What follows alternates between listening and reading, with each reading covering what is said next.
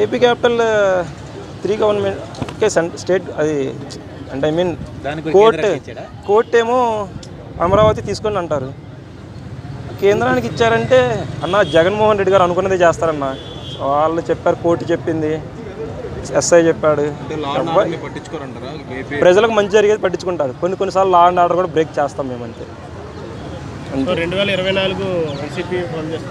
అన్న మీరు క్యాపిటల్ అంటారు. 500 కోట్లు 5 లక్షల కోట్లు సరే ఫర్ ఎగ్జాంపుల్ మీకు నేను చెప్తాను. 10 లక్షలు తీసుకెళ్ళి ఏమి లేని చోట పెడతాను.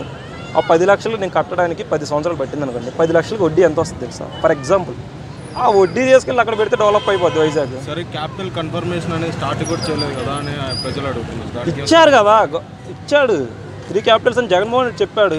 కోర్టులో ఉంది, కోర్టుతో పోరాడతాడు జగన్మోహన్ రెడ్డి. ఇది తప్పు అని తేల్చుకొని వస్తారు బయటికి. ఇంకా అదేం అయిపోలా, తేల్చుకొని వస్తారు.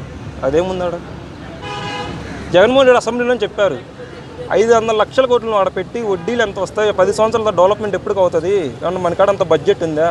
మీరు ప్రతి ఒక్కటి క్లియర్ ఫాలో అవ్వాలి. అసెంబ్లీలో జగన్మోహన్ రెడ్డి గారు చెప్పింది కానీ బయట ప్రజలు చెప్పింది కానీ మనకేదో రియల్ ఎస్టేట్ పడిపోయింది అంత, అది తప్ప ఏం లేదన్న.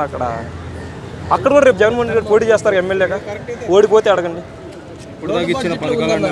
లోటు బడ్జెట్ లో ఉన్న రాష్ట్రానికి సంక్షేమ పథకాలు కాస్త చూస్తూ ఇవ్వాలి కానీ చేయాలి కానీ లోటు బడ్జెట్ లో పోయి దేని స్థితిలోకి తీసుకుపోవాల్సిన అవసరం ఏముంది?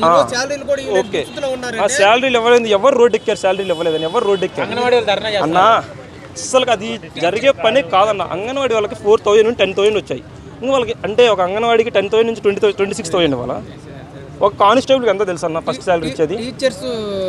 టీచర్స్ ర్యాలీ చేశారు, అది మీరు చూసారో లేదు? బహుశా శాలరీలు కూడా సరిగ్గా పడట్లేదు. చాలా మంది రోడ్ల మీదకి వచ్చి ధర్నాలు చేసే పరిస్థితులు ఉన్నాయి. చేశారు టీచర్స్, ఇప్పుడు చేయమనండి. ఆల్రెడీ చూడండి అన్న ఎలక్షన్ వస్తారు, అందరూ డ్రామాలు జరుగుతాయి పోతాయి, ఏమీ జరగదన్న. ఎలక్షన్ ముందులే కదా డ్రామాలు జరిగేది. ఇప్పుడు ఏదన్నా మీటింగ్ జరుగుతుంటేనే కదా డ్రామాలు వస్తాయి, జరుగుతాయి, పోతాయి. చాల్ పేడ్ ఆర్టిస్ట్ డ్రామాలు జరుగుతాయి, పోతాయి. ఏం అంటే ఈ రోజు ఇటుకరై పడైన పరిస్థితి ఎక్కడ కూడా 3 రాజధానులు అని చెప్పి ఎక్కడ కూడా ఒక ఇటుకరాయిని కూడా పెట్టని పరిస్థితి. అంటే ఇప్పుడు హైదరాబాద్ లో హైటెక్ సిటీ ఎక్కడ కాకుండా మీరు వెళ్ళి ఇంకో చోట కూడా కట్టమంటారా? రోడ్ల అధ్వాన పరిస్థితి.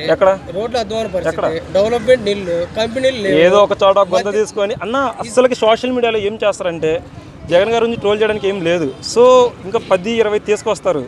అవి ఉన్న ఒక్కదాన్ని రోడ్లు అంటారు. ఉద్దానంలో కట్టింది మీకు కనపడదా? ఇసుక మీద దందా అన్నారు. ఏం చేశారు? చంద్రబాబు టైంలో ఇసుక మీద ఎంత లారీ ఫ్రీగా వచ్చిందా మీ ఇంటికి ఏమన్నా? ఆ టైంలో 15,000 తీసుకున్నారు. ఇప్పుడు కూడా అదే తీసుకుంటున్నారు. 2,000. ఇప్పుడు మా బాబాయ్ కాల్ చేసి అడగమంటారా? 2,000. మేము రియల్ ఎస్టేట్ లో మా బాబాయ్ కూడా 2,000 ఇసుకొచ్చిందా మీ ఇంటికి? మాకు లారీ అప్పుడు 15,000, ఇప్పుడు 15,000 అన్న.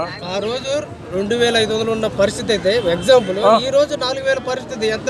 Okay, this is correct news. Okay, ఇప్పుడు మనము ఆ టైంలో బియ్య బస్తా 1600కి అమ్ముకున్నాం. ఈరోజు ఎంతకు అమ్ముతున్నాం? రూపాయి వాల్యూ పెరుగుతుంది అన్న, దాని వాల్యూ కూడా పెరుగుతుంది.